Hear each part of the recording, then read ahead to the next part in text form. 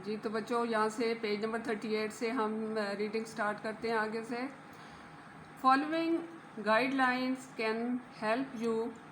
मदरजा झैल हिदायत आपकी मदद कर सकती हैं टू हैंडल क्राइसिस, हंगामी हालात से निमटने में, and take care of all, और सब की देखभाल करने में।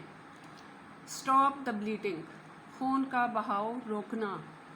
Minor cuts and scraps usually stop bleeding on their own.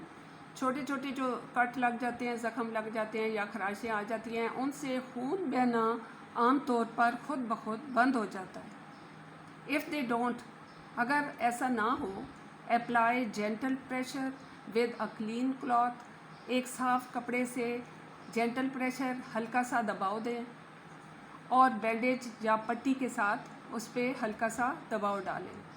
Hold the pressure continuously for 20 to 30 seconds. उस दबाव को, उस प्रेशर को कंटिन्यूसली लगातार 20 से 30 सेकेंड तक बरकरार रखें।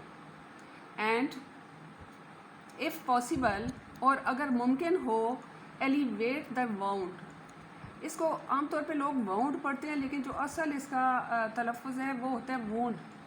इस वोंड को या इस ज़ख़म को अगर मुमकिन हो तो एलिवेट, ऊपर की तरफ रखें।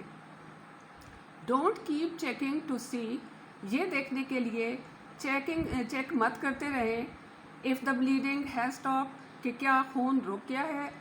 बिकॉज दिस मे डैमेज, क्योंकि इससे ज़ख़म को नुकसान पहुंच सकता है। और डिसलॉज द क्लॉट, डिसलॉज उखड़ सकती है, अपनी जगह से हट सकती है। क्या चीज़? द क्लॉट, उस पर जो क्लॉट एक तह सी बन जाती है वो अपनी जगह से हट सकती है। दैट इज़ फॉर्मिंग, जो बन रही होती है ज़ख़म पे। And cause bleeding to resume, और वो खून दोबारा जारी होने की वजह बन सकती है। इफ़ ब्लड स्पर्ट्स, अगर खून दोबारा फूट पड़ता है। और कंटिन्यूस फ्लोइंग, और उसकी जो फ्लोइंग है उसका बहना जारी रहता है। आफ्टर कंटिन्यूस प्रेशर, लगातार दबाव के बावजूद। सीक मेडिकल असिस्टेंस, तो तिब्बी इमदाद हासिल करें। क्लीन द वोंड, ज़ख़म को साफ़ करना। Rinse out the wound, rinse कहते हैं धोने को, ज़ख़म को धोएं विद क्लीन वाटर, साफ़ पानी के साथ। To clean the area around the wound, ज़ख़म के आसपास की जगह को धोने के लिए, साफ़ करने के लिए यूज़ सोप, साबुन का इस्तेमाल करें। एंड अ वाश क्लॉथ, और धोने वाले कपड़े का।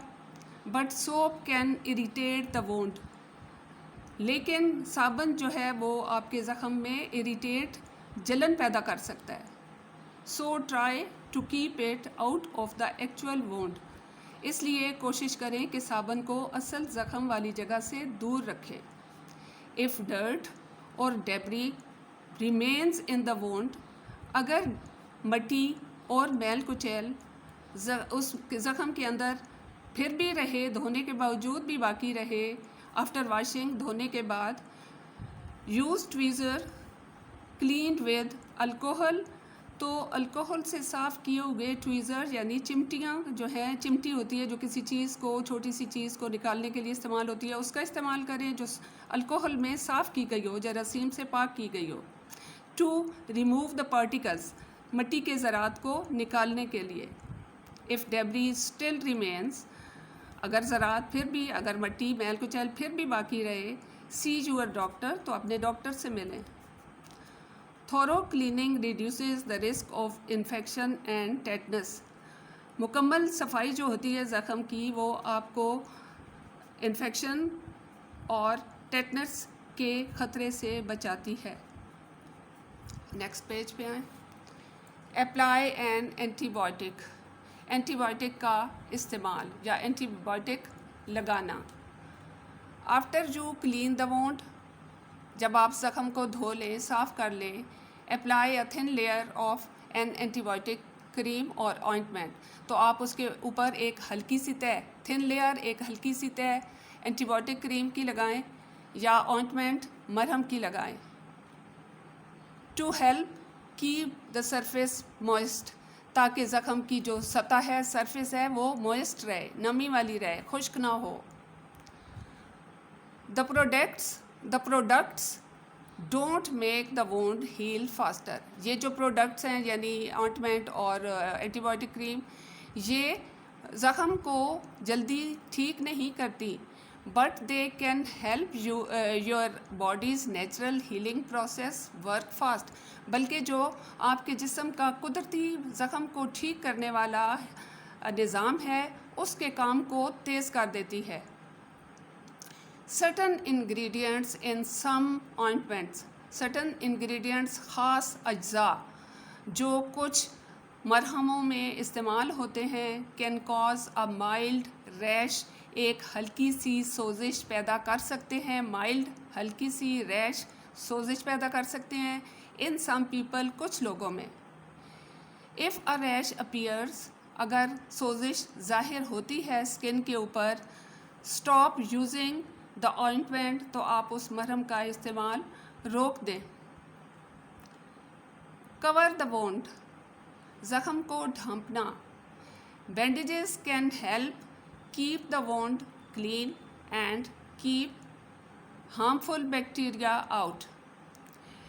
पट्टियाँ जो होती हैं, बैंडेजेस जो होती हैं, कपड़े की पट्टियाँ होती हैं, वो मदद करती हैं ज़ख़म को साफ़ रखने में और हार्मफुल बैक्टीरिया, नुकसान देने वाले जरासीमों को दूर रखने में मदद देती हैं। After the wound has healed enough, अगर ज़ख़म आपका इतना ठीक हो जाए, टू मेक इन्फेक्शन अनलाइकली, कि उसमें इन्फेक्शन पैदा होने का ख़तरा ना रहे, exposure to the air will speed wound healing, तो उसको हवा में खुला छोड़ दें, इस तरह से आपका ज़ख़म तेज़ी से ठीक होगा।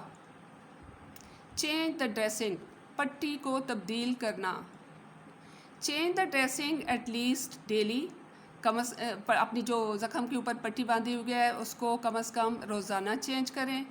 और whenever it becomes wet or dirty, और जब कभी वो गंदी या गीली हो जाए, वेट गीली या डर्टी हो जाए, गंदी हो जाए, तब तब्दील करें।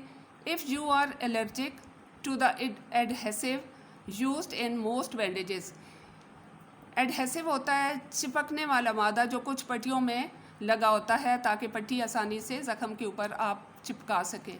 इफ़ यू आर एलर्जिक, अगर आप उससे एलर्जिक हैं, आपको एलर्जी होती है उस चिपकने वाले मादे से जो बहुत सारी पट्टियों में इस्तेमाल होता है, switch to adhesive free dressings, तो आप जो है उसका इस्तेमाल छोड़ के चिपकने वाले मादे के बगैर जो पट्टियाँ मिलती हैं वो इस्तेमाल करें। और स्टेराइल गॉज और या जालीदार पट्टी इस्तेमाल करें जो साफ़ सुथरी हो। हेल्ड ऑन प्लेस, और ज़ख़म वाली जगह पे रखें विद पेपर टेप की मदद से।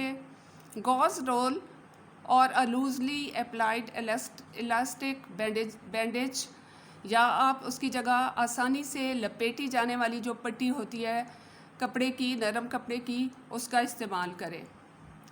These supplies generally are available at pharmacies, ये तमाम चीज़ें जो हैं आम तौर पे मेडिकल स्टोर, फार्मेसी जो होते हैं उन पे दस्तयाब होती हैं, जहाँ दवाइयों के स्टोर होते हैं उन पे आसानी से मिल जाती हैं।